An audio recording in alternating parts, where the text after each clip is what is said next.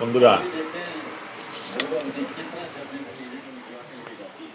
এই দেখেন আজকের 2-3 ঘন্টার কষ্টের ফল। তিনজনে গিয়েছিল, ছোট ভাই আর তার বন্ধুরা। তো এই সবাইকে দিয়ে টিয়ে নিজে 3টে নিয়ে আসলো। মোটামুটি টুকটাক এক তরকারি হয়ে যাবে।